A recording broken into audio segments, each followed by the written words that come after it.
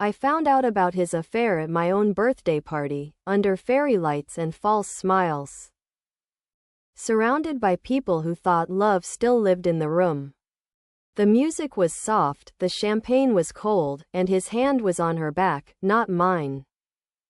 She laughed too loud at his jokes, the kind of laugh that wants to be seen. And I watched his eyes linger too long. It was almost beautiful, the way betrayal can masquerade as tenderness when the lighting is right. He'd spent weeks planning that night. Said I deserved something special. I guess I did, I just didn't know the gift would be the truth. The moment I realized was small, almost quiet. He leaned in to whisper something to her, something only meant for lovers. And she flinched, but not the way people do when caught. It was the flinch of someone who's already been kissed. The room spun then, but not from wine. From clarity. I didn't confront him. Not there. Not yet. I smiled through photos, blew out candles, thanked guests, accepted gifts. And tucked away my rage like a delicate piece of jewelry I'd wear later. He toasted to us, kissed my cheek, and said, "You make everything in my life worth celebrating." Everyone clapped. I almost laughed. After everyone left, he stood behind me in the kitchen, his arm around my waist. "You okay?" he asked, all fake concern. I turned, looked at him, and said softly, "You left your phone unlocked." His smile collapsed. "It's not what you think," he started, but I didn't want to hear it. I'd already read everything. Every word, every plan, every lie. The next morning, I sent her a message. Just a photo from the party, her, frozen mid-laugh, his hand on her lower back. The caption read, "Perfect timing." She didn't reply, but by that evening, he did. "Why would you do that?" he asked. "Because you made me spend my birthday pretending I didn't already know," I said. I didn't tell anyone right away. I let him twist for weeks, caught between guilt and paranoia. Waiting for the world to find out. And then it did. I sent screenshots, just a few, to his boss. The woman he was trying to impress. I didn't even have to explain. His own words did that for me. He lost the promotion he'd been chasing, and she moved out of the city soon after. Months later, when people asked what happened between us, I just smiled and said, "He gave me the best birthday gift I've ever received, the truth." Because I didn't scream. I didn't beg. I didn't break. I just waited for the candles to burn out and let the fire do the rest. I found out about his affair at my own birthday party. The irony still tastes like champagne and ash. He'd spent weeks planning it, something elegant, he'd said, booked a rooftop restaurant. Invited everyone we knew, made sure the night would be unforgettable. It was. Just not for the reasons he intended. The moment arrived quietly. I was blowing out the candles when I saw it, the way his hand brushed against hers across the table. Not a casual touch, not a friendly one. The kind of touch that remembers. She was my friend, Anna. The woman I'd confided in about his late nights, his distance, my fears. She smiled at me then, too wide, too bright. That's when I knew. Guilt is a terrible thing to wear, and she wore it like perfume. I didn't say anything. Not during the dinner, not during the toast he gave. Where he called me the most loyal person he's ever known. I just clinked my glass, smiled for the photos. And let them believe the performance was working. Because anger ruins revenge, and I wanted mine pristine. Over the next few weeks, I gathered what I needed. Screenshots from his phone I'd once helped him back up. Texts she forgot to delete from our shared group chat. Emails she'd accidentally forwarded from her work account. Every piece of proof fit together like glass, sharp, fragile, devastating. Then I waited for the right stage. His company's annual fundraiser, a night he'd been preparing for months. His chance to impress investors. He asked me to help host. I said yes. I wore red that night, the same shade as the lipstick she used to hide her guilt.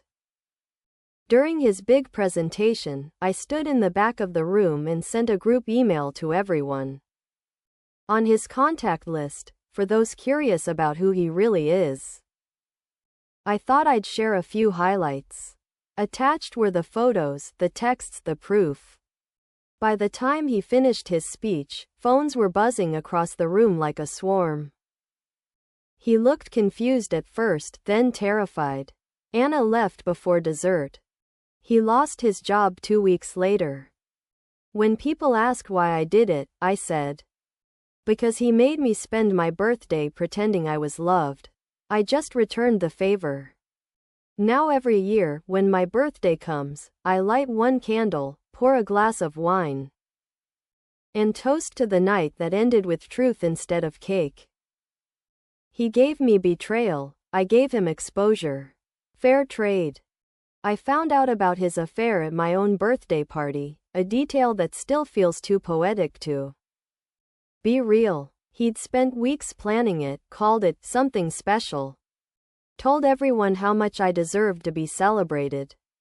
It was all very cinematic, the rooftop venue, the gold balloons spelling out my name, the smell of roses on every table, and her, my closest friend, the one he swore was like a sister to him.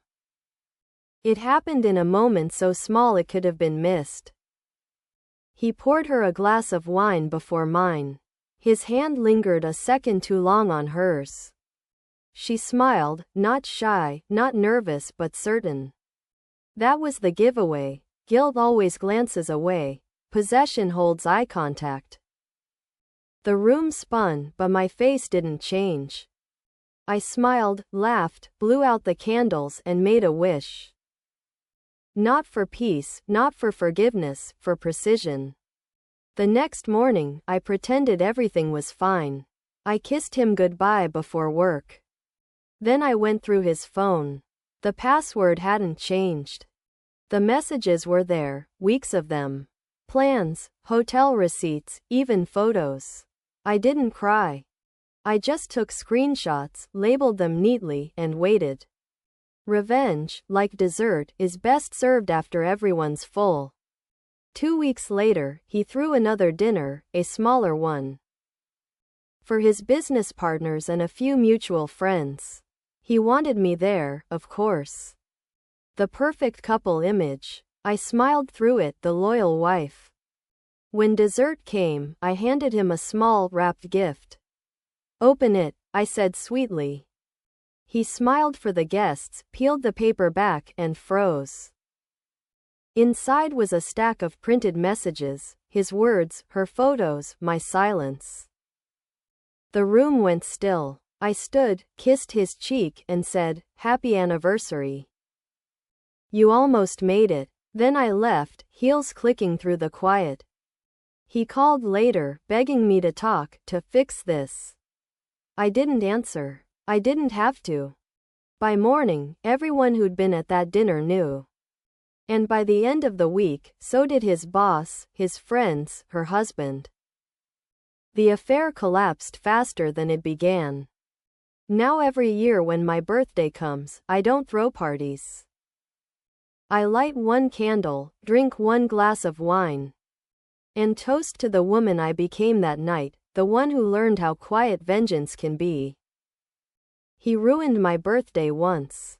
I turned it into a holiday of truth. I found out about his affair at my own birthday party, the kind of night people spend months planning to look perfect online. He booked the venue himself, a little wine bar downtown with fairy lights tangled across the ceiling, said he wanted it to feel intimate, romantic, unforgettable. It was all of that, just not for the reasons he imagined. She was there too, his coworker, the one he'd told me I was imagining things about.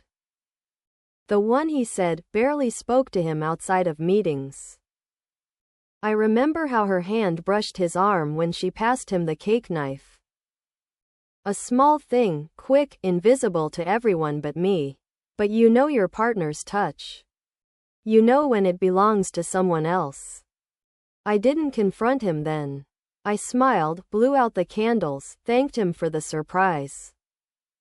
I even let him feed me the first slice of cake while she watched. The photos from that night look beautiful, my laughter, his hand on my waist. Her eyes always a little too close to both of us. Betrayal has good lighting if you angle it right. The next morning, I checked his laptop. He'd logged into our shared account to play the party playlist. The messages were still open. Her name, the words, "Last night was risky but worth it." I stared at the screen until the letters stopped making sense. Then I printed everything, every message, every timestamp, and placed them in a folder labeled tax documents, because that's what she was. A deduction. 2 weeks later, I invited him to dinner. Just the two of us. Candlelight, good wine, the illusion of forgiveness. "I have something for you," I said, handing him the folder.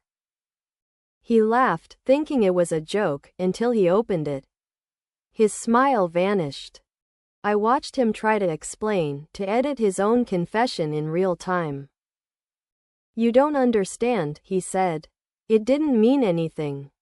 "I know," I said. "That's why it's over." I left that night and didn't look back. But I wasn't finished. I sent the same folder, neatly organized, annotated, to her fiancé. No message, no explanation. Just evidence. A week later, her engagement photos disappeared from social media. His number changed. Her name was gone from the company directory. I didn't celebrate. I didn't even smile. I just poured myself a glass of wine, the same kind he'd served me that night, and watched the candles flicker against the window. He thought he was giving me an unforgettable birthday. He was right.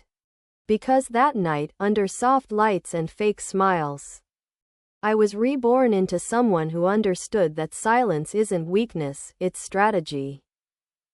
He gave me humiliation in public, I gave him exposure in kind. And every year since, I make the same wish, to never let someone else write my ending again. I found out about his affair at my own birthday party, the kind of night that looks perfect from the outside. The rooftop was dressed in gold lights, champagne towers, soft jazz. All curated by him. He said he wanted me to feel adored. He just forgot that guilt can't hide under candlelight. She was there too, his coworker, the one he swore was just a friend. She wore a red dress that didn't belong at someone else's celebration. When she hugged me, she called me sweetheart. Her lipstick left a stain on my cheek, and his eyes followed it a little too long. I noticed the way he poured her wine before mine. The private smiles that lasted one heartbeat too many. People talk about heartbreak as if it's loud, but mine was silent. It arrived in pieces, right there between applause and confetti. I didn't say a word. I laughed through photos, toasted with champagne, and thanked him for the perfect night. He didn't realize perfection is the best disguise for plotting. The next morning, while he slept off his victory, I checked his phone. It took 3 guesses to crack the passcode. The messages were waiting, neatly arranged. Can't believe she didn't notice. "You were incredible last night. Same time next week?" I took screenshots, emailed them to myself, and made a decision. I wouldn't confront him. I'd let him live inside the lie he built, until it collapsed. 3 days later, I sent an invitation to his office email. It looked official. Surprise appreciation party, hosted by your wife. Venue, the same rooftop. Time, 7 p.m. Dress code, Formal. I invited his coworkers, our friends, his family.